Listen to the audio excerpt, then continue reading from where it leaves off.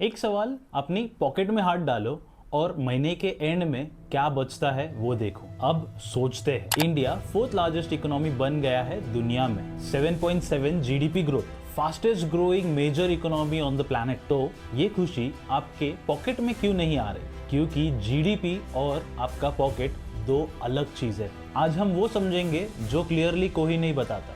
GDP क्या होता है सिंपल लैंग्वेज में, और फिर एक ताइवान का आदमी हमसे 14 गुना ज्यादा कैसे कमा रहा है। सिर्फ 2 करोड़ लोग सिर्फ एक प्रोडक्ट, और दुनिया उनके सामने हाथ फैला रहा है। स्किप मत करना, ये वीडियो आपकी सोच बदल देगी। पहले जीडीपी को समझते। सोचो, एक मोहल्ला है, उस मोहल्ले में एक चाय वाला हर रोज 500 रुपए का चाय बेचता है। एक बार्बर है जो रोज 800 रुपए कमाता है, और एक किराना वाला है जो हर रोज 3000 रुपए का माल बेचता है। तो इस मोहल्ले का जीडीपी क्या हुआ? 500 प्लस 800 प्लस 3000, 4300 रोज।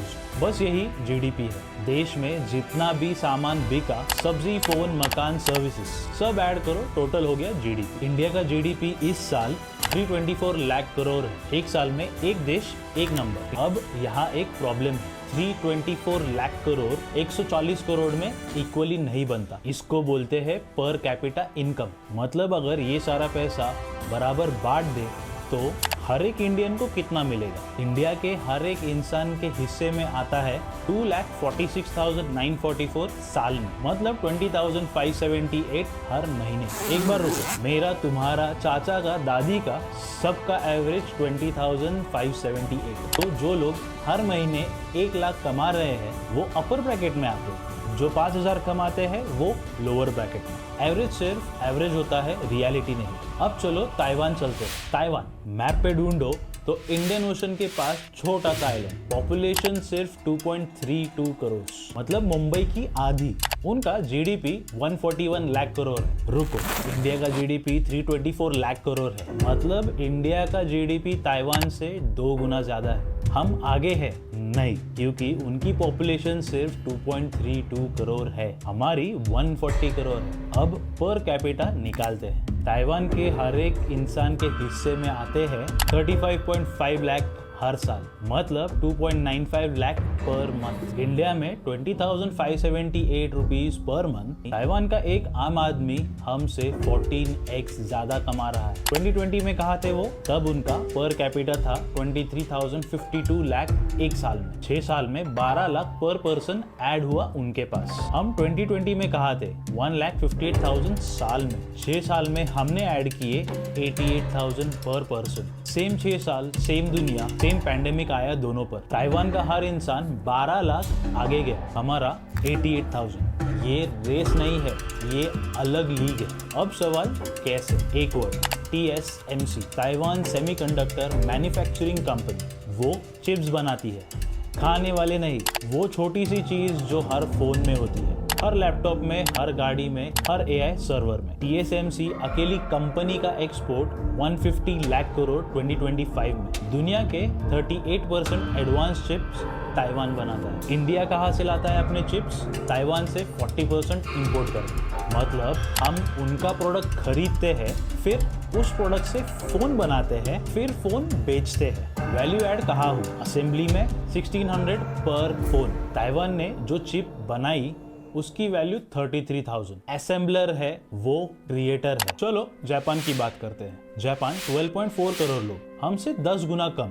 उनका पर कैपिटा इनकम 29 लाख साल में, हमारे से 11.8 गुना ज्यादा।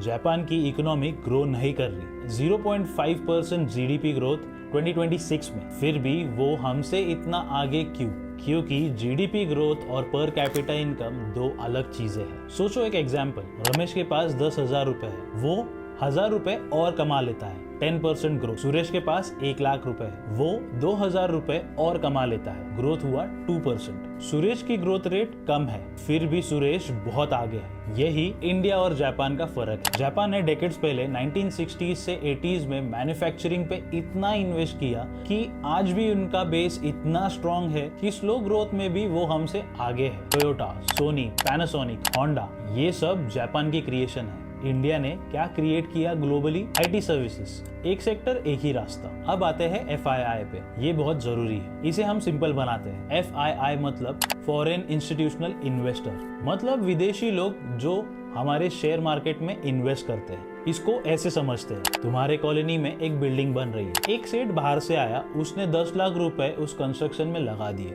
ये देख के बिल्डर कॉन्फिडेंट था, सीमेंट वाला भी कॉन्फिडेंट, सबको काम मिलेगा। एक दिन सेठ ने कहा, यार अमेरिका में इंटरेस्ट रेट बढ़ गई है, वहां से सेफ रिटर्न मिल रहे हैं, मैं वहां पैसे ले जाता हूँ, और 10 लाख रुपए निकाल लिए। बिल्डिंग स्लो हो गई, मजदूरों को काम कम मिलने लगा, बिल्डर का कॉन्फिडेंस टूट गया। यही FII होता है और यही हो रहा है इंडिया में। 2026 में जनवरी से मई के बीच में FIIs ने 2.3 लाख करोड़ निकाल लिए। एक साल पहले पूरे 2025 में 1.6 लाख करोड़ निकाले थे। सिर्फ 5 महीने में पिछले पूरे एक साल से ज्यादा। क्यों निकाल रहे हैं? पहला रीजन, रूपी जनवरी 2025 से अब तक 85 से 95 पे आ गया है डॉलर के अगेंस्ट। फॉरेन इन्वेस्टर 100 रुपए लाता है, रिटर्न में मिलता है 110, लेकिन जब वो डॉलर में कन्वर्ट करता है तो उसका लॉस हो रहा है। तो क्यों रखे पैसे यहाँ? दूसरा रीजन, US इंटरेस्ट रेट ज्यादा है, सेफ रिटर्न मिल रही है अमेरिका में बिना रिस्क के, तो इंडिया का रिस्क क्यों उठाए? तीसरा रीजन,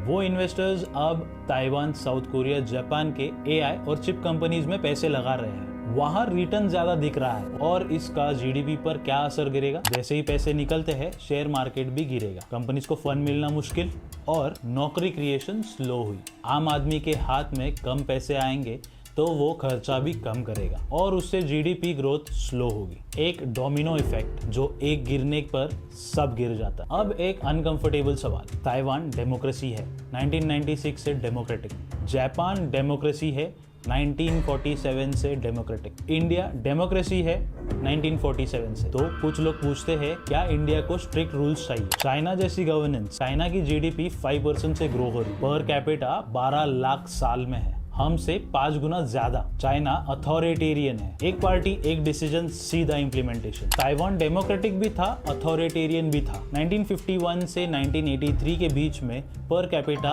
$145 से 2880 तक गया, उस वक्त अथॉरिटेरियन रूल था। मतलब क्या? ताइवान की ग्रोथ अथॉरिटेरियन रूल में सबसे ज्यादा बढ़ी।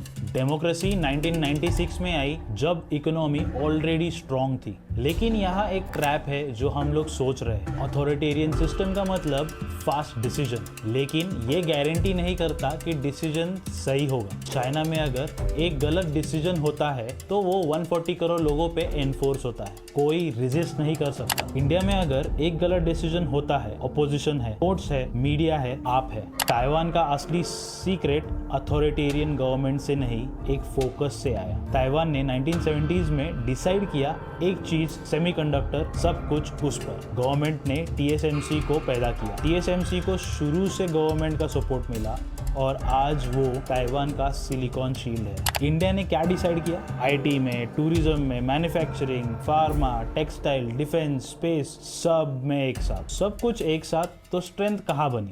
ये डेमोक्रेसी की प्रॉब्लम नहीं, ये फोकस की कमी है। तुम्हें क्वेश्चन आया होगा तो क्या हुआ? GDP ग्रो करता रहा, नंबर्स बड़ा दिखाता रहा, सेलिब्रेशंस होती रही, और एक ताइवान का आम आदमी जिसके पास सिर्फ एक चिप थी 35 लाख साल में कमा रहा है। हम 140 करोड़ है, हम दुनिया की फास्टेस्ट ग्रोइंग इकोनॉमी है, हम 4th लार्जेस्ट इकोनॉमी है, और फिर भी 2.3 लाख करोड़ बाहर चला गया सिर्फ 5 महीने में। और फिर भी हमारे चिप्स विदेश से आते हैं, और फिर भी एक आम इंडियन का महीने का हिस्सा 20,578 है। GDP का नंबर देश का नंबर है, पर कैपिटा तुम्हारा नंबर है, और जब तक दोनों नंबर साथ नहीं चलेंगे तब तक कोई भी टाइटल 4th, 3rd या 1st सिर्फ हेडलाइन रहेगा, तुम्हारे पॉकेट तक नहीं पहुंचेगा।